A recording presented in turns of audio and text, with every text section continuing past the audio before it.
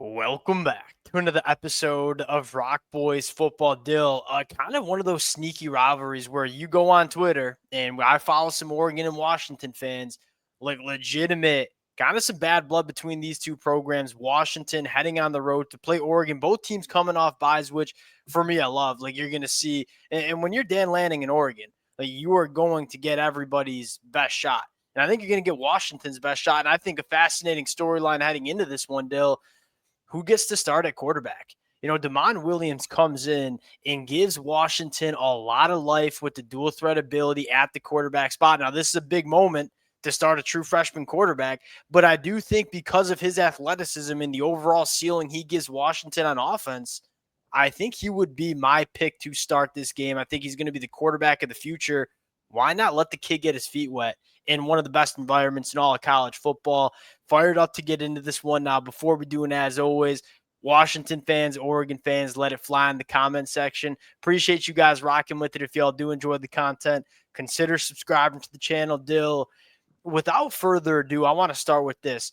You look at this Washington defense, and I got to give Coach Belichick a ton of credit. Like you look on paper and say it's a solid defense, but this has largely been one of the better defenses we've seen in the Big Ten, only allowing 22 points per game. That's top 30 in the country, 4.8 yards per play. That's 22nd in the country. I think this Washington defense right now is punching above their weight. And as they continue to get those kind of bodies into this program, which Jedd Fisch is working on doing, I only think it's going in the right direction. Now, here's the question mark for me. One, it sounds like Tez Johnson could be back for this football game. But regardless of that, does Oregon lean on this offensive line and decide to run the football, right? We saw Oregon kind of struggle on the road, specifically throwing the football early against Wisconsin.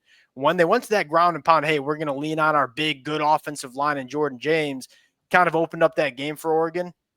You look at Washington and say, Dill, this secondary, it's elite. Very, very good. With a pretty sneaky, solid pass rush as well, but stopping the run, not so much. Does Oregon decide to lean on the run game at home here? That's kind of one of my question marks. How do you look at this matchup playing out? I mean, I kind of feel like I would because you look like Washington when they brought that transfer portal class together and brought some of those outside guys, like you can get a handful of good secondary guys. And if you can coach them well, I think you can rebuild the secondary pretty quickly. Yeah. It's so hard, though, to put together a really good, deep defensive line. And you see, like, man, they have like little or athletic guys who make some plays in the backfield. But like they just like when you go right at them, I do feel like Oregon, especially with the way they've been playing and having success with more of that inside power scheme they've been running, where Jordan James feels more comfortable, their offensive line feels more comfortable.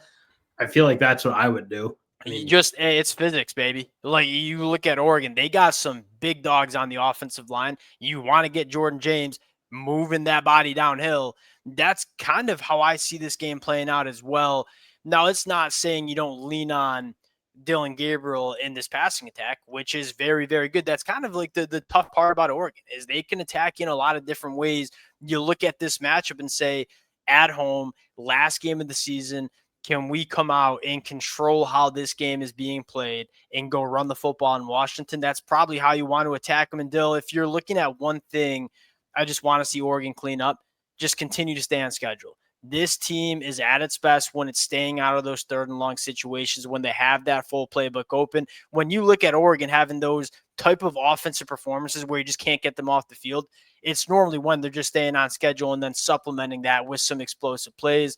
The return of Tez Johnson, allowing Evan Stewart to be a little bit more of that vertical threat and have Tez Johnson work underneath. That's going to be a really big storyline as well. At the end of the day, I think Oregon's going to have some success running the football. Is it going to be enough success to pull away from this football game? That's kind of the storyline here. And honestly, you probably, if you're an Oregon fan, want to see a cleaner game in general, especially from that passing attack. Because again, it's like, yeah, you maybe want to lean on the run, but you still look, Oregon's still no doubt going to be very balanced. I think you want to see them be able to just be more efficient in the passing attack because the last couple of weeks without Tez Johnson, you've seen a noticeable drop off in terms of how that offense, like, again, that machine-like nature that they were really running with kind of in the middle of the season, it hasn't really looked the same. So I certainly think as Oregon kind of gears up for their push into the playoffs, you want to see them play clean ball. And look, that's the storyline. Oregon fans probably sick and tired of hearing me saying this, but I'm going to say it one more time. It's about playing your best football at the end of the year. You know what I mean? And so if you're Oregon, what do you want to see from this team? You want to see clean football. This is the number one team in the country. There's no question about it. How can we make sure this is the number one team in the country in the month of December in early January? That's kind of what you're building towards. Now, Dale, flipping the sides, I think this is a fascinating storyline. I'll continue to bang the drum. Washington, one of those offenses that you look at the numbers, 21.5 points per game scored. It's 106 in the country, but they're top 45, top 50 now, I think, in yards per play. Like, this is a Washington team that can move the football, just struggles to score in the red zone. Damon Williams potentially getting the start. I haven't seen what Jedd Fisch has said, and I think Jedd Fisch is probably purposely going to keep that one under wraps because you're basically preparing for two different quarterbacks, right? Will Rogers, much more of a pocket passer, getting the football out quick. Damon Williams, it's an 11-second, 100-meter guy. Now, he has the arm to push the ball down the field. There's no question about that, but his legs bring another wrinkle in terms of what you have to be responsible for. Dill, the way I look at it is two things. One, as like a high school recruiting nerd, I want to see the young cat get some burn in this environment. I think more importantly, I think Damon Williams gives you that ability to kind of reach your ceiling on offense. I don't know if Washington has maybe enough firepower to win with Will Rogers, but Damon Williams kind of gives you another element that makes it extremely hard to defend, especially as this Oregon pass rush has been becoming real dominant lately. Do you want a quarterback that can get himself out of trouble a little bit more? I want to see Damon Williams, and I want to see how he can run this offense against an Oregon defense that is slowly starting to play like one of the best units in all of football. Again, when Washington's at their best, they're creating a lot of space. I felt like they did a really good job against a good Michigan defense doing that, getting their guys out, getting the ball out quickly, enforcing Michigan to tackle really effectively, which Michigan, frankly, wasn't able to do against this team. So, again, you look at how you can maximize that style. Like, I just don't really see them being able to push the ball down the field really consistently against these boundary corners. They're playing so well for Oregon. But again, like you look, Damon Williams, and then if you can get Jonah Coleman in good matchups, that's really where Washington can eat because Jonah Coleman is unbelievably good. I wish they'd lean on him more. Like, Jonah Coleman is running the rock like one of the best running backs in the country. And maybe I'm not really sure they can just go smash on Oregon, but like they can. But if you have Damon Williams, I think it gives you that better opportunity. Like when you're running that read option, and these backside linebackers and edge rushers have to be responsible for Damon Williams, who can really hurt you with his legs. It's going to give Jonah a little bit more space and let him get downhill a little bit more. Again, I'm not saying Washington is going to smash on Oregon, but I think it makes your rushing attack a hell of a lot harder to deal with. And what's the best way to slow down some edge rushers that are really emerging for Oregon and Tatum and Mateo, potentially Jordan Birch coming back? It's having a quarterback that can hurt you, keeping the football. And you said it best. Like if you're Oregon, at least in my mind, and I'll admit, Taj Lupoy, Dan Lanning, probably smarter than me in terms of scheming up the defense. Probably. You look at how you stop Washington. You don't want to give them a ton of space. You squeeze down on them, in my opinion, right? I don't think Washington has shown you a ton of ability to stretch it vertically, kind of like you were saying. So if I'm Oregon, like I'm walking my safety. Hey, Tashim Johnson likes to be around the line of scrimmage anyways. Take away that short intermediate concepts. Take away the middle of the field. Dare Washington to go work the boundaries on Nico Reed and a guy like Jabbar Muhammad. You look at Washington over 1,600 yards after the catch in the 2024 season. This offense is as good as it gets in terms of getting their playmakers in space. Try to take away that space. Dare them to do stuff they're uncomfortable with. And if they can beat you doing that, then it's going to be a really fun game in Autzen Stadium Saturday night. Dill, I'll give you the T-box here with the pick. Oregon coming in 19.5-point favorites. Who you got here? Give me the Huskies. Rivalry games. I don't love these big spreads betting on the favorite.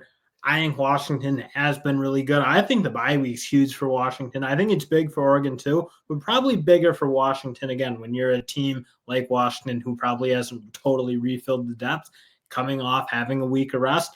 And then I really do think they can – I'd be fascinated to see what a whole game of Damon Williams looks like because at the end of the day, Will Rogers has not played good football the past 2 weeks, been turning the ball over. I don't think he's looked as clean. I really wouldn't mind seeing them let it rip with Damon Williams because, again, he does give you a better chance of kind of making some plays at the end. Yeah, 100%. I think Damon Williams gives you a better chance to win the game. Now, may you get a little bit more inconsistent play from the true freshman over the redshirt senior? Yeah, absolutely. But look, but you're not beating Oregon with Will Rogers at quarterback. And if you're Washington, give yourself, I think, put yourself a chance, put yourself in a position to win this football game. And I think that's the quarterback that can do that is Damon Williams. And I'm also just selfish and I want to see Damon Williams play football. I'm going to take Oregon. You said the bye week helps Washington more. I think the bye week helps Oregon more. I mean, Oregon was missing a lot of cats the last couple of weeks. They were itching for a bye week. They played, 8 straight conference games? They needed a bye week more than anybody. You get Tez Johnson back healthy, potentially Jordan Burch, Marcus Harper, and we'll see who's healthy. That team was clearly banged up bad going on the road against Wisconsin. Yeah, I think Oregon can run it 3 deep because they've been able to recruit and get their guys. And look, I see where you're coming from, but it's more than just that. It's more than just getting some of your best players back. It's more of, hey, Dan Lanning, probably not happy with the performance on the road in Madison, Wisconsin. Likely. Yeah, I think you're going to get a ready to rock and roll Oregon team Saturday night in Autzen Stadium. I'll take the Ducks. Jedd Fisch and Steve Belichick get a little time to scheme some things up. I don't mind that. Yeah, I agree with you. Washington's coaching staff, I think, is really good. I think Jedd Fisch crushed it. I think both of these coaching staffs are really good. But what Jedd Fisch and I think this coaching staff have done with the amount of questions we had about this roster heading into 2024, I think they've done a great job. Appreciate you guys rocking with it. Again, if y'all do enjoy the content, consider subscribing to the channel. Appreciate you guys, and we'll talk to y'all later. Peace.